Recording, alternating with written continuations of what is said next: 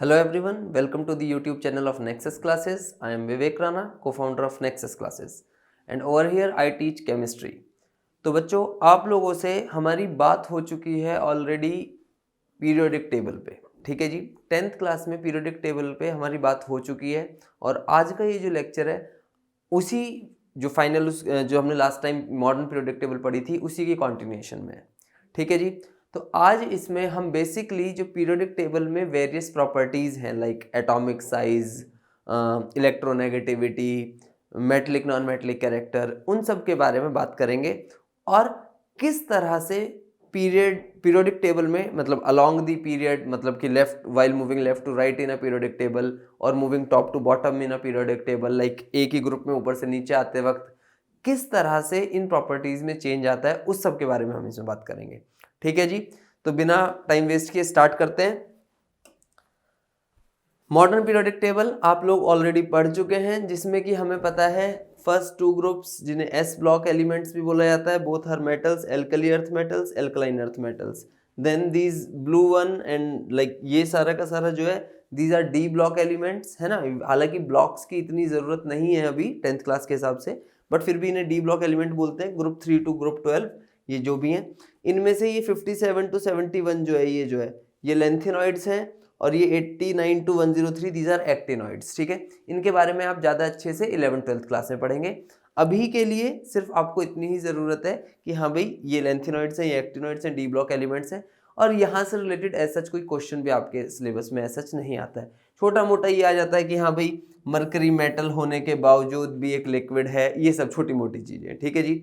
Then हमारे ये जो रेडिश, ये जो सेफ्रॉन और ये जो है ये भी हमारे मेटल्स हैं। तो आप मोस्टली देखेंगे पीरियोडिक टेबल में मोर देन 70% जो एलिमेंट्स हैं दीज आर मेटल्स, ठीक है। फिर ये जो ग्रीन वाले हैं दीज आर मेटलॉइड्स, ये मेटलॉइड्स हैं। मेटलॉइड्स क्या होते हैं? ऐसे एलिमेंट्स जो मेटल्स और नॉन मेटल्स दोनों की प्रॉपर्टी शो करते हैं। And then these bluish and yellowish these are basically non metals. Non metals कौन से होते हैं? जिनकी जनरल टेंडेंसी होती है इलेक्ट्रॉन को अपनी तरफ खींचने की, ठीक है जी। They have tendency to gain electron, metals have tendency to lose electron. तो इन क्योंकि मेटल्स नॉन मेटल्स हम पढ़ ही चुके हैं 10th क्लास के हिसाब में, है ना। तो बेटा अब इसी में ही जो बेसिक सी इनकी कुछ प्रॉपर्टीज हैं वो किस तरह से like while you will move from left to right, मतलब एक पीरियड में मान लीजिए 3rd पीरियड में तो sodium, magnesium, aluminium, silicon, phosphorus, sulphur, chlorine, argon, जब आप ऐसे से इधर चलेंगे तो इलेक्ट्रोनेगेटिविटी बढ़ेगी घटेगी, एटॉमिक साइज बढ़ेगा घटेगा, वैलेंसी बढ़ेगी घटेगी, मेटलिक कैरेक्टर घटेगा बढ़ेगा, ये सारी की सारी चीज़ें। या फिर जब आप किसी एक ग्रुप में ऐसे चलते हैं मतलब ऊपर से नीचे top to bottom in a group, तो उसके बारे में हम आज के इस लेक्चर में पढ़ेंगे, ठीक है बच्चों। तो चलिए बिना टाइम वेस्ट किए स्टार्ट करते हैं अपनी trends in periodic table. Trend का क्या मतलब हुआ बेटा? ट्रेंड का बेसिक मतलब है कि हाँ भाई जैसे पीरियोडिक टेबल में एक तरफ से दूसरी तरफ, तो मतलब किस ट्रेंड मतलब कि बढ़ रहा है या घट रहा है, इस सब के बारे में, ठीक है ना। कि एक तरफ से बढ़ रहा है या घट रहा है, उस सब के बारे में बात करेंगे इसमें ट्रेंड्स में।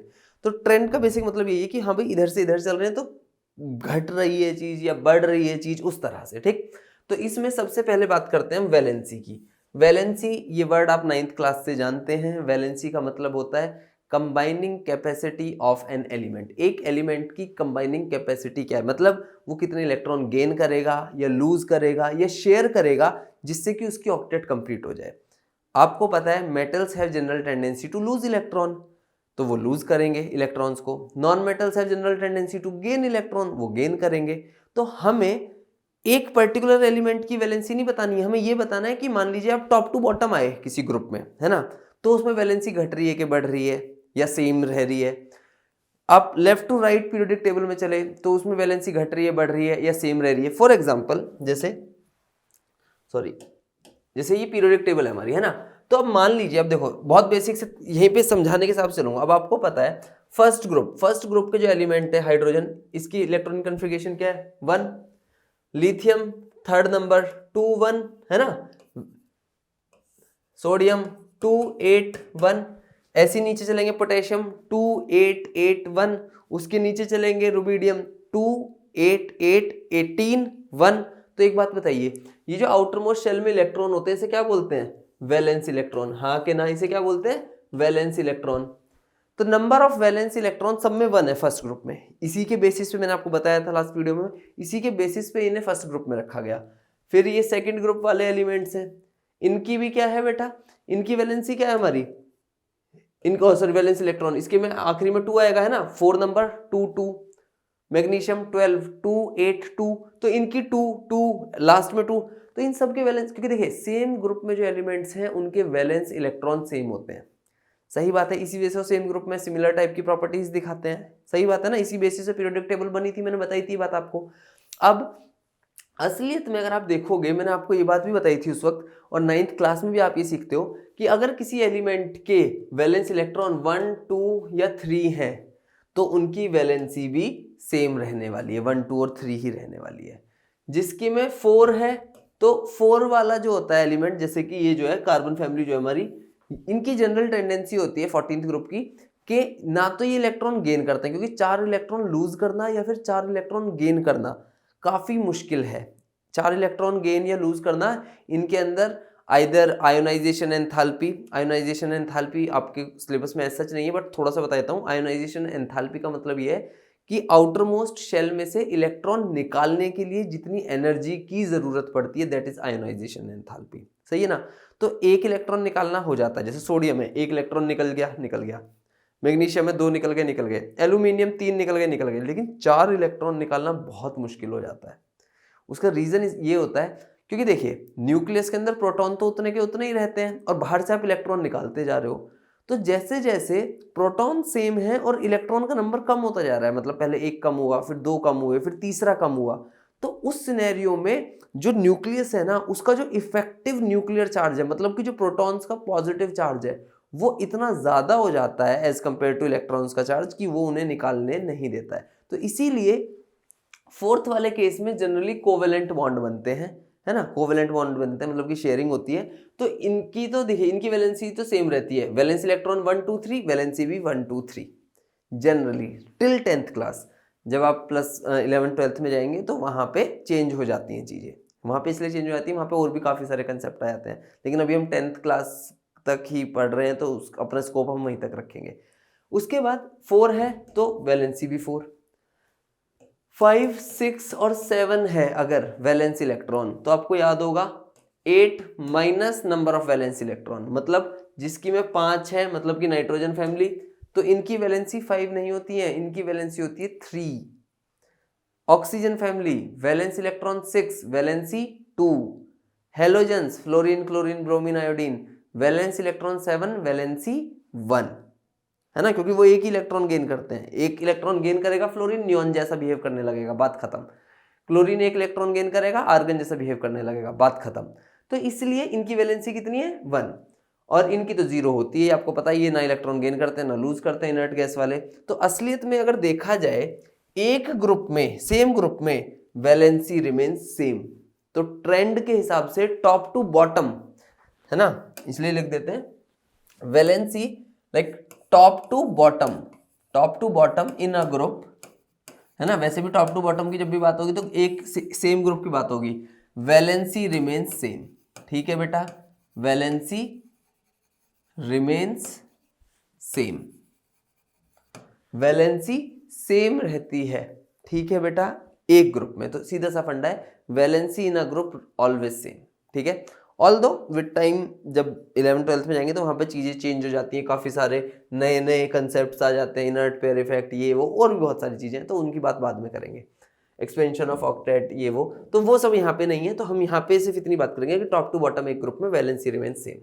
अब दूसरी बात आती है left to right in a periodic table. तो देखो बहुत बेसिक सी चीजें समझते हुए चलो, इसकी वैलेंसी 1 फर्स्ट ग्रुप वालों की, इनकी 2, बीच वालों की आपको भी जरूरत नहीं है, 3 4 3 2 1 0। तो अगर आप देखोगे लॉजिकली, फर्स्ट ग्रुप की 1, फिर 2, फिर 3, फिर 4, फिर 3, फिर 2, फिर 1, फिर 0। हालांकि एक बात बताता हूँ, 18th ग्रुप को जनरली हम ट्रेंड्स में नहीं पढ़ते हैं क्योंकि इनकी प्रॉपर्टीज एकदम ही डिफरेंट है। ठीक है ना, तो जनरली 18th ग्रुप वालों को इनमें नहीं गिना जाता है। तो यहाँ पे अगर आप देखोगे पहले बढ़ रही है एंड फिर घट रही है, तो आप क्या बोलोगे, while moving left to right. बेटा याद रखना, टॉप टू बॉटम और लेफ्ट टू राइट। अगर राइट टू लेफ्ट बोल दिया तो वो उसको आप उल्टा जवाब दे सकते हैं या सोच के जवाब दे सकते हैं। ठीक है, तो while moving left to right, और लेफ्ट टू राइट की जगह पे बेटा वो अलोंग अ पीरियड भी बोल सकता है। Along a period word use हुआ है ना, तो इसका मतलब है कि लेफ्ट टू राइट, ठीक है ना। और टॉप टू बॉटम को वो कई बार डाउन दी ग्रुप भी बोल देता है। तो इन चीजों का ध्यान रखेगा। डाउन दी ग्रुप का मतलब एक ही ग्रुप में ऊपर से नीचे आते हैं, ठीक है जी। लेफ्ट टू राइट या फिर अलोंग अ पीरियड का मतलब लेफ्ट से राइट जा रहे हैं। तो while moving left to right in a periodic table, valency first increases then decreases. देख लीजिए, पहले बढ़ेगी फिर घट जाएगी। Valency increases and then decreases. तो बस इतना सा है वैलेंसी का concept in our periodic table. तो पहली प्रॉपर्टी वैलेंसी में, आई होप आपको कोई दिक्कत नहीं है, और अगर दिक्कत आती है तो आप पूछिए, कोई परेशानी नहीं है, हम तो यहीं पे हैं। सही है। Second, atomic size. Atomic size का क्या, तो बहुत बेसिक सी चीज है।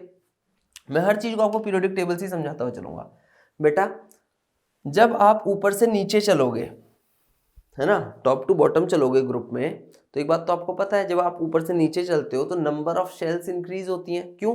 फर्स्ट पीरियड वाले में एक ही शेल है, जो सेकंड पीरियड वाले हैं उनमें 2 शेल है, थर्ड पीरियड में 3 शेल है। यही मैंने आपको चीजें बताई थी कि पीरियोडिक टेबल असलियत में जो इलेक्ट्रॉनिक कन्फिगरेशन है वहां से उठा के चीजें की गई हैं, कि भाई ऐसे ऐसे सोच के इस तरह से प्रॉपर्टीज लिख के फिर ये मतलब पूरी पीरियोडिक टेबल बनाई गई है। तो while you move top to bottom in a group, आपको पता है, कोई भी ले लीजिए, फ्लोरीन है ना, फ्लोरीन का क्या होगा बेटा 27, इसका 287, इसका 2887, है ना बेटा, यही होगा ना 27287 और 2887 और नीचे 28818 28818 इस तरीके से। तो जैसे से आप नीचे चल रहे हो देखिए शेल बढ़ती जा रही है, और जब कोई एटम है उसमें फर्स्ट शेल आई, फिर सेकंड आई, फिर थर्ड आई, फिर फोर्थ आई, तो भाई जैसे जैसे शेल आ रही है वैसे वैसे साइज बढ़ता जा रहा है कि नहीं बढ़ता जा रहा है? तो ऑब्वियस सी बात है, while moving top to bottom in a group, atomic size increases. Why? Because of increasing shells. Shell बढ़ती जा रही है इस वजह से। सही है बेटा। तो सीधा सा फंडा है, टॉप टू बॉटम जब जाएंगे तो एटॉमिक साइज बढ़ेगा। Why? Because of increasing number of shells. सही है, इतना बेसिक है।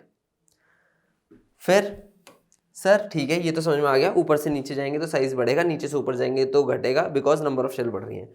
लेफ्ट टू राइट, अब बताइए सर लेफ्ट टू राइट में क्या होगा? तो देखिए आपको भी पता है, अलोंग अ पीरियड, कोई भी पीरियड ले लीजिए, थर्ड पीरियड ले लीजिए, फोर्थ ले लीजिए, जो भी पीरियड लेना है उसमें शेल तो रिमेन सेम है। तो इसका मतलब बच्चा साफ जवाब देता है, तो सर इसका मतलब एटॉमिक साइज रिमेन सेम नहीं। और ये इंपॉर्टेंट क्वेश्चन है, ये क्वेश्चन आपको याद रहना चाहिए, ठीक है। अभी तो आसान है, लेकिन मतलब जब 11th में जाएंगे तो वहाँ पे तो काफ़ी एक्सेप्शंस भी घुसेंगी, तो वहाँ की बात नहीं करते हैं। अभी सिर्फ हम 10 तक की बात करेंगे, और हम ये कहेंगे कि while moving left to right in a periodic table, मैं आपको समझाते हुए बताता हूँ कि कैसे। जब बेटा आप लेफ्ट से राइट चलेंगे, ध्यान से सुनिएगा, कोई भी पीरियड उठा लीजिए, थर्ड पीरियड उठा लीजिए, सोडियम, मैग्नीशियम, एल्यूमिनियम, सिलिकॉन, है ना, ये सब है, फास्फोरस, ये मैं 2-3 लेके एग्जांपल लेता हूँ। अब एक बात देखो, थर्ड पीरियड के तो फर्स्ट में 2 इलेक्ट्रॉन, सेकंड में 8, ये तो सब में सेम है। सोडियम के केस में 1 इलेक्ट्रॉन होगा, सही है। जब सोडियम के केस में 1 इलेक्ट्रॉन होगा तो इसके अंदर 11 प्रोटॉन्स होंगे, है ना बेटा। न्यूट्रॉन और प्रोटॉन और इलेक्ट्रॉन सेम होते हैं एक एलिमेंट में, 11 प्रोटॉन और 11 इलेक्ट्रॉन, इस तरह से, सही। जब मैग्नीशियम का नंबर आएगा तो 1 और इलेक्ट्रॉन आ जाएगा, मतलब शेल में 2 इलेक्ट्रॉन और इसके अंदर 12 प्रोटॉन्स। अगला एल्यूमिनियम, 1 और इलेक्ट्रॉन, इसके अंदर 1 और प्रोटॉन, मतलब कि 13 प्रोटॉन। तो ऑब्वियस सी बात है, 11 proton 11 electron, 12 proton 12 electron, 13 proton 13 electron, 14 proton 14, इस तरीके से टिल लाइक जो भी लास्ट होगा हमारा, एक तरीके से उसमें क्या हो जाएगा 18 प्रोटॉन 18 इलेक्ट्रॉन। तो हालांकि 18th ग्रुप को हम लेते नहीं है, लेकिन इसमें अब एक बात समझो, देखो एक छोटी चीज है बेटा, जैसे जैसे आप लेफ्ट से राइट जा रहे हो, है ना बेटा, जैसे जैसे आप लेफ्ट से राइट जा रहे हो वैसे वैसे नंबर ऑफ प्रोटॉन्स बढ़ते जा रहे हैं। न्यूक्लियस के अंदर। शेल वही है, शेल उतनी ही है, सही, इलेक्ट्रॉन बढ़ रहे हैं मैं मान लिया, लेकिन शेल तो वही है। तो जैसे जैसे आप लेफ्ट से राइट जाएंगे पीरियोडिक टेबल में, लेफ्ट से राइट जाएंगे पीरियोडिक टेबल में, वैसे वैसे shell remain same but nuclear charge increases. Nucleus का चार्ज बढ़ रहा है ना, न्यूक्लियस के अंदर कौन सा चार्ज है, पॉजिटिव चार्ज है ना। तो देखिए while moving left to right in a periodic table, nucleus charge increases, nuclear charge increases and shell remain same. तो जितना पॉजिटिव चार्ज बढ़ता रहेगा और शेल सेम रहेगी तो ये इलेक्ट्रॉन को अपनी तरफ खींचने की टेंडेंसी बढ़ेगी कि नहीं बढ़ेगी। पॉजिटिव चार्ज बढ़ता जा रहा है किसी जगह पे, बाहर इलेक्ट्रॉन उतनी ही दूरी पे है, तो वो उन्हें अपनी तरफ खींचने की कैपेबिलिटी को बढ़ाता रहेगा कि नहीं बढ़ाता रहेगा, बढ़ाता रहेगा। जैसे जैसे वो अपनी तरफ खींचेगा वैसे वैसे साइज छोटा होएगा। तो सीधा सा फंडा है, while moving left to right in a period और along the period atomic size decreases. Why? Because number of shells, ठीक है जी, because number of shells remain same। पहली बात वो तो सेम रहेंगे, number of shell remain same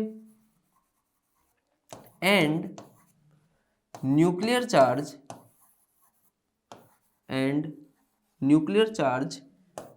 increases।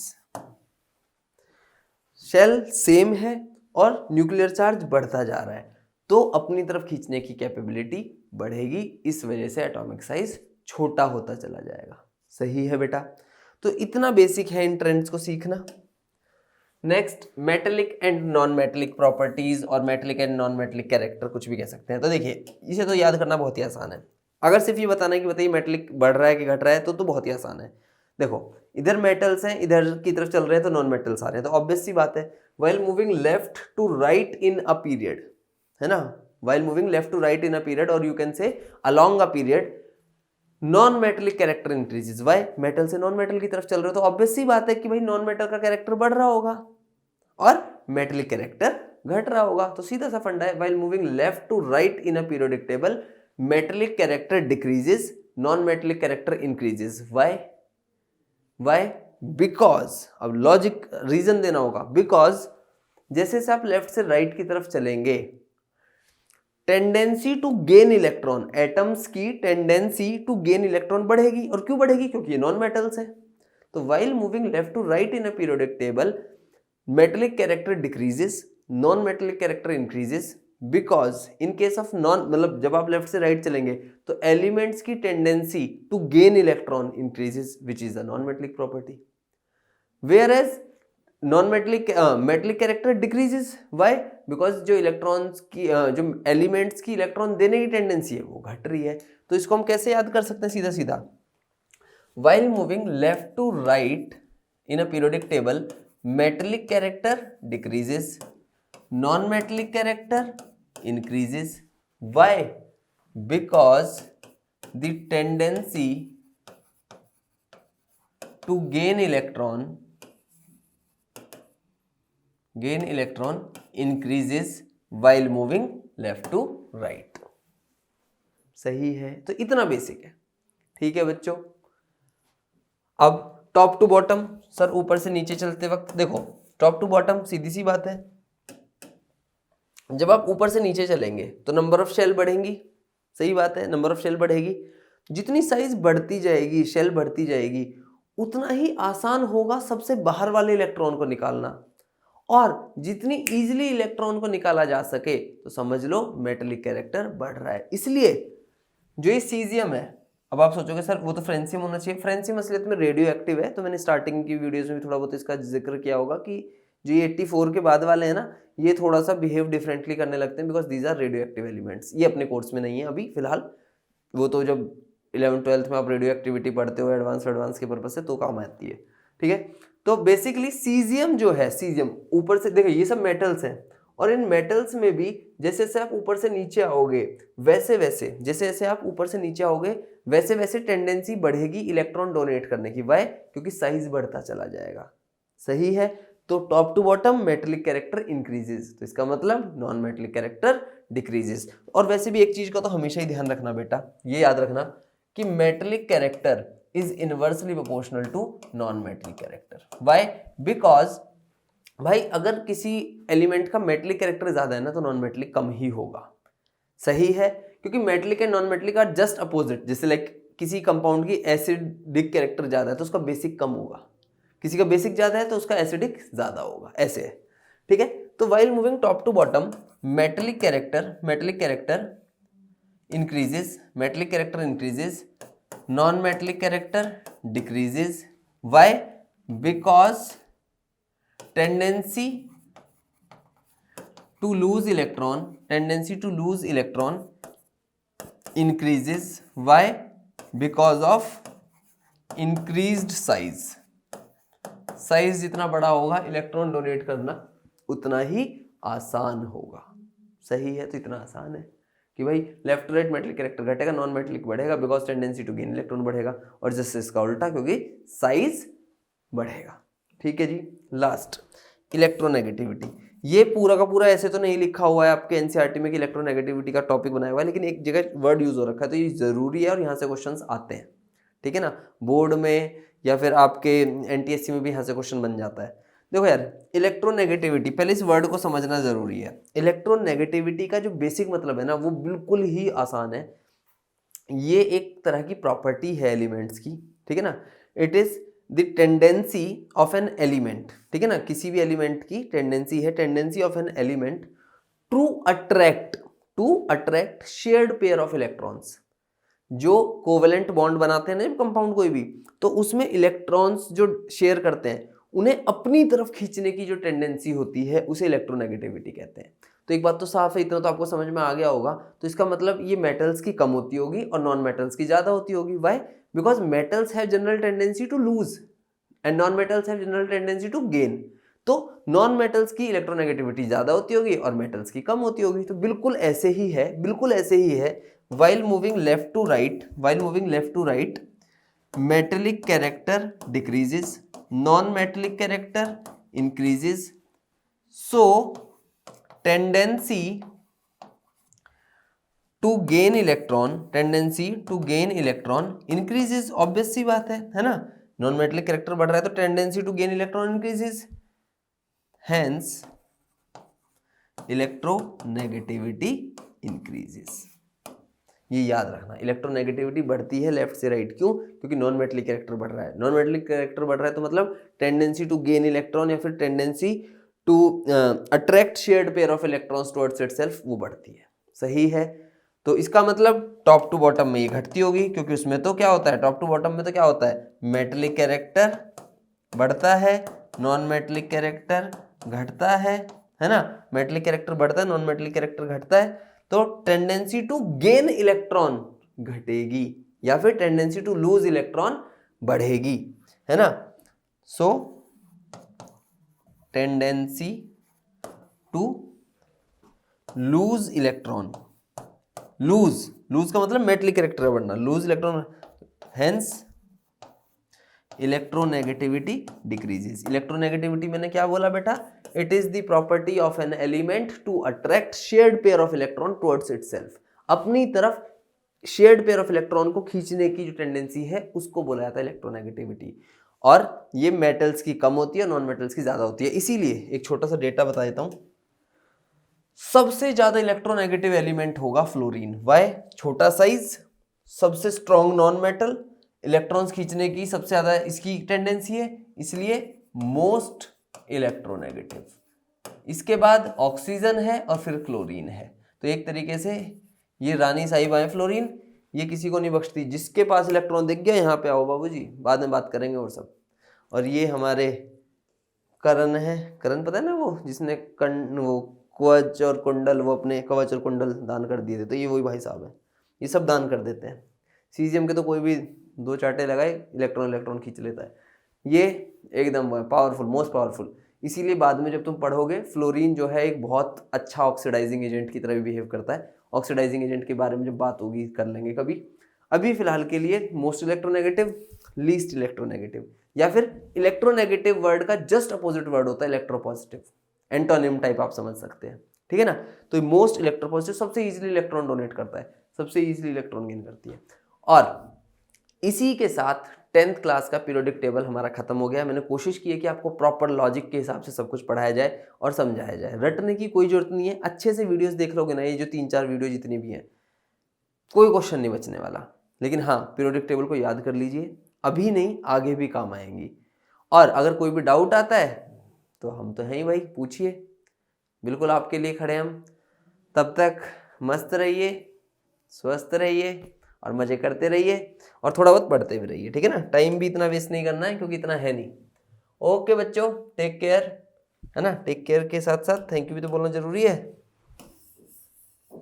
Thank you.